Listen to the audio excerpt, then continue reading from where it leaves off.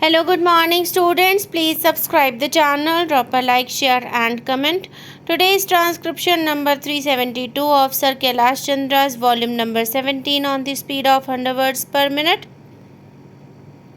Start.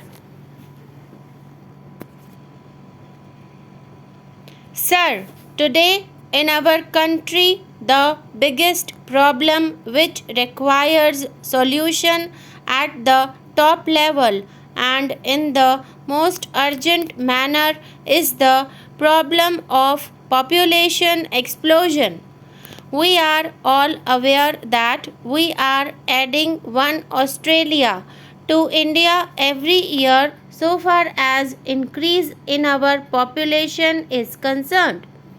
In spite of our tremendous agricultural output, I do not think by 2000 AD we will be able to match the growth in our agricultural production with the exploding growth of population. And so far as the availability of houses, schools and other amenities which are required for our population is concerned, we will be lagging far behind. Even today, most of our economy and most of our budget allotment caters for building up infrastructural facilities only. This has resulted in stagnation of development of our country. I would suggest to the Honorable Minister some of the points which may go a long way to make our country or our society more aware of the necessity of controlling the population and making the family planning program of the government a success. My first suggestion is that society's involvement should be more intensified. Today, most of the family welfare and family planning programs are being made, executed, and monitored by the government. My suggestion is that more and more non government social organizations should be involved. The biggest hurdle in our country today is religion. Somehow, we are still suffering from a phobia of having a son, and in the search for a son, people produce a string of girls. Not that the girls are not welcome, but this is the philosophy of some of the religions.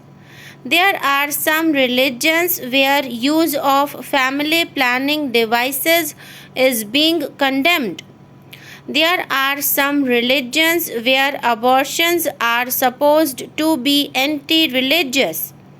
So far as our villages are concerned, the family planning movement definitely desires to be intensified. Today, the rural areas are more urban oriented. We are having more family planning movements in the urban areas where the rich, the upper middle, and the middle class live. We all know that in this class of society, people have taken family planning seriously and successfully so far as the family planning movement is concerned.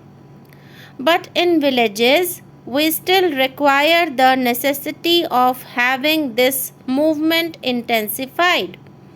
The basic reason is that, so far as poor people are concerned, the poor people living in the urban areas, they think that having a large number of children is an economic boon. If a laborer has 5 small children aged 10 or 12 years, they can start working as domestic help in the houses of rich, upper middle, and middle class people. By doing so, they bring some money, and the house where they go and work, there they get free food, the second hand clothes, and so on. So, economically, for a poor family, that much number of children is not a burden because they neither get education nor they have any standard to look for. So, there should be some movement started by the Family Welfare Department itself in collaboration with other ministries under which the children of poor should be looked after and they should be given employment. The Honorable Prime Minister has stated that one person from each family will be given employment under the scheme, which has been incorporated as per this year's declaration. This program must be intensified with a view to giving them more respectful and proper employment. So far as education is concerned, I think the education ministry is not doing their bit as much as they can do. It has been found that even in some states of our country where the literacy percentage is very high, like Kerala, the population has been much better controlled. The result of family planning movement has been much better in those states in our country where education has been intensified at the primary and middle levels, particularly the education of women.